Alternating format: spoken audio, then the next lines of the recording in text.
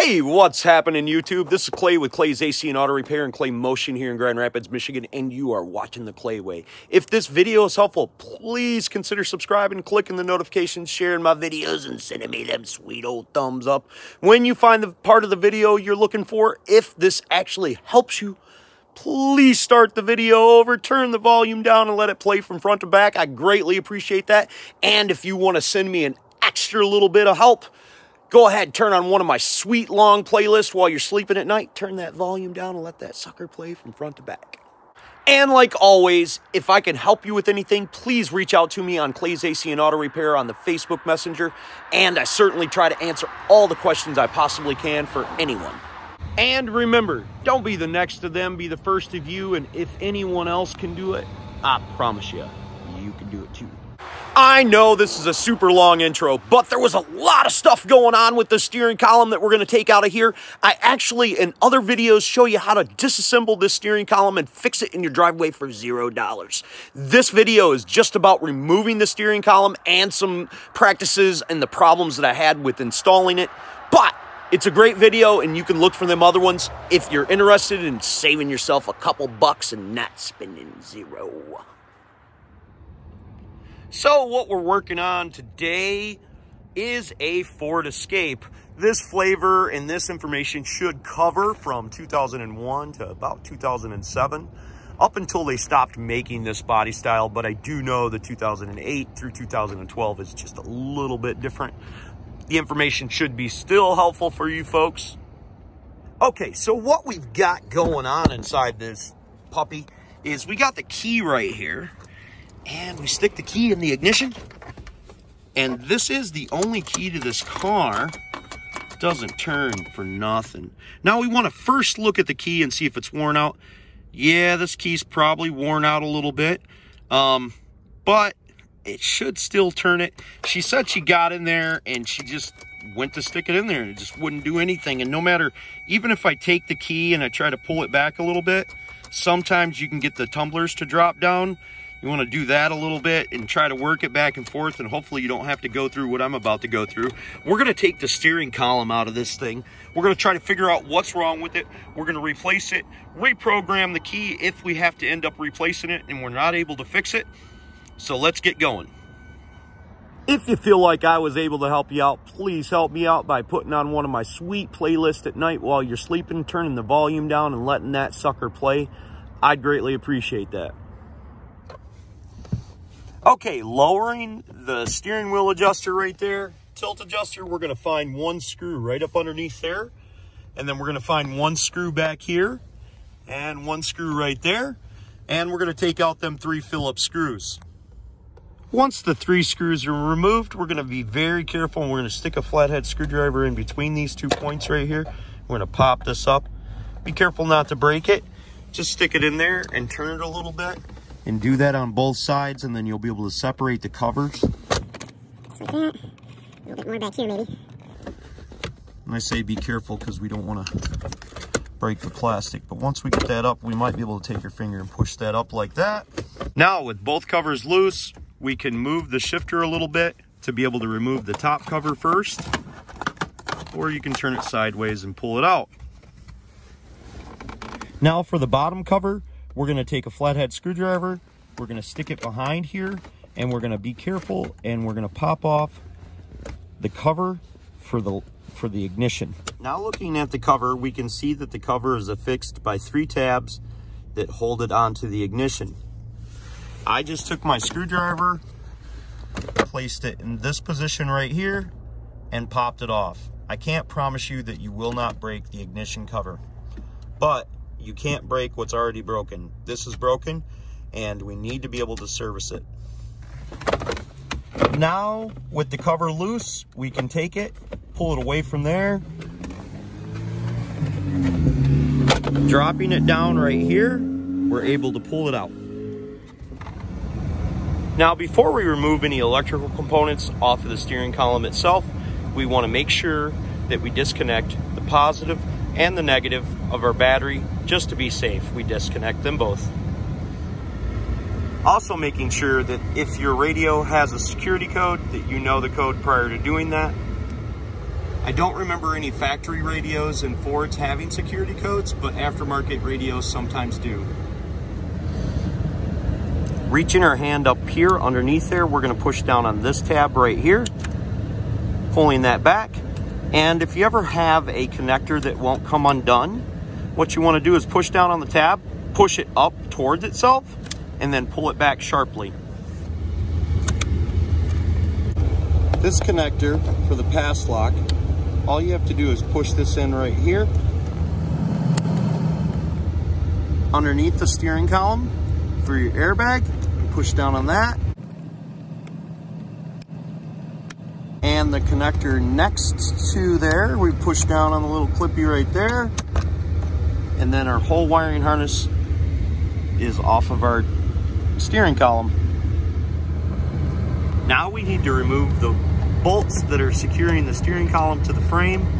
So we're going to take a 10mm and put it up on this one. And then looking behind the ignition, there's another 10mm bolt right here.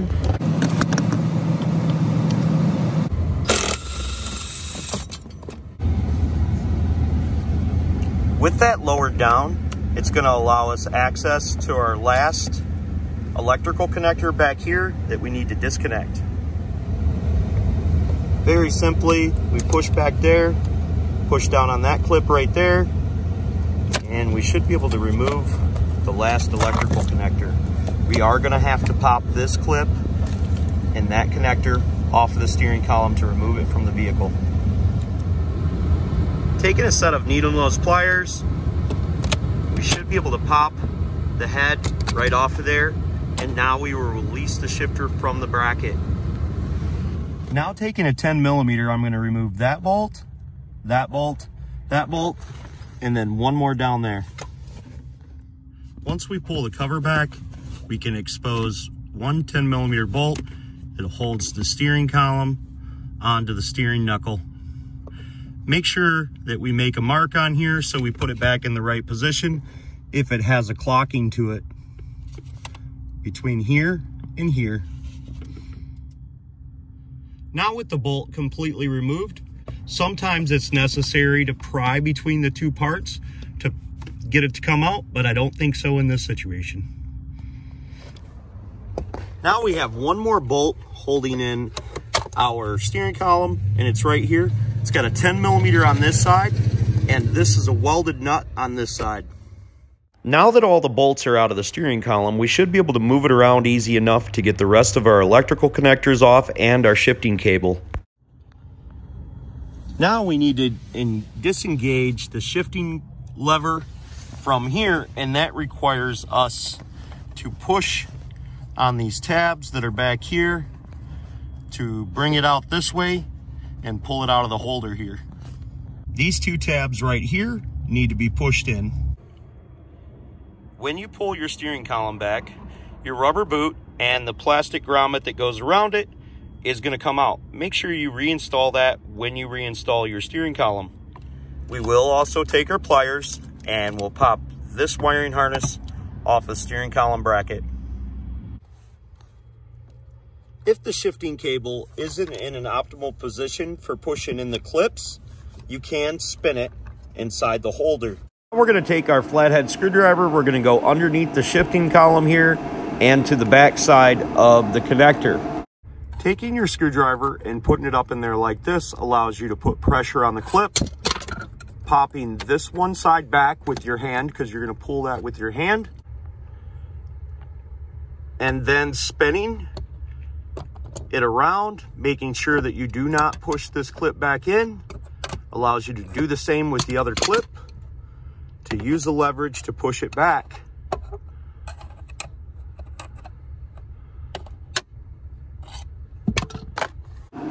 I'm gonna fiddle fart with this for a minute and figure out that I need to stick a screwdriver back there to pull it the rest of the way out.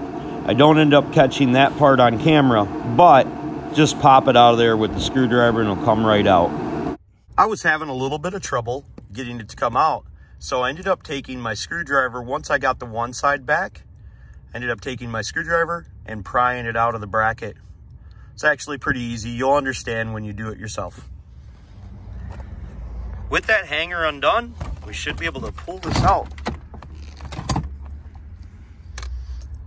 I didn't take this cover out during the removal, but it just quite simply pops out of there. It popped out when the steering column dropped on it.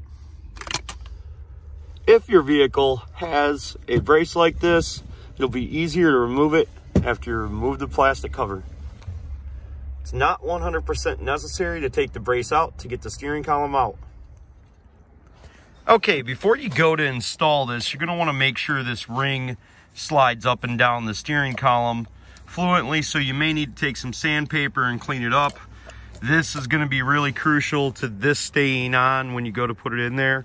I've actually tried to install it without removing this and moving it around, but it is a serious pain in the butt. Prior to installation, we're going to take a hammer and we're going to knock this off of here. We need to keep the nylon inside there, and when we knock it off of there, we're going to take some sandpaper and we're going to clean up the shaft. Make it a little bit smooth so this will slide up and down there. Not super easy, but just restricted just enough so you can move the shaft in and out. And then you're able to line everything up. If you don't do this, this portion doesn't move, you will never get the steering column in. When we're sanding down the shaft, we want to make it like this right here, as good as we possibly can. So once we rough that up quite a bit, we should be able to knock this back on there and maybe put a little bit of penetrating oil on there, and then hopefully that moves up and down.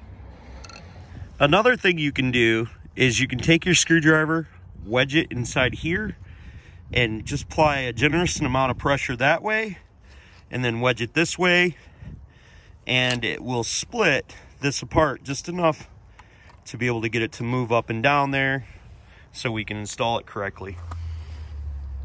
Once we've done that, we should be able to move it freely with our hand, and we can reinstall it easily. Okay, with the collar slid up towards the end about halfway through, we're going to start to install it. We're going to install this bolt first, and then this will allow us to have the shaft drop down inside the knuckle.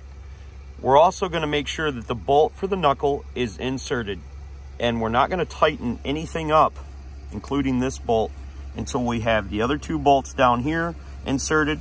Also, this will be clocked to where it is square with these two wings right here. So this is how I secured my old key to my pass lock, so I can constantly turn off my new key, pull it out, start up the vehicle. The problem is that you may need this key to unlock the door, so you're going to need a duplicate, or you're going to need to take it to the locksmith.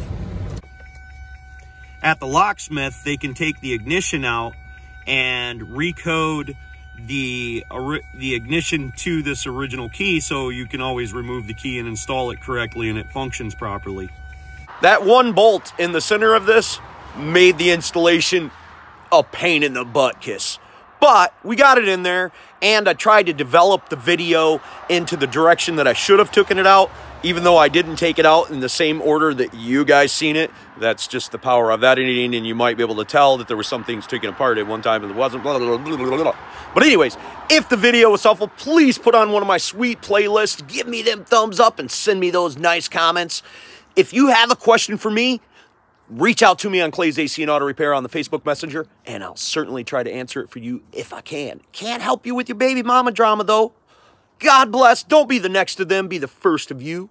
And if anyone else can do it, I promise you, you can do it too.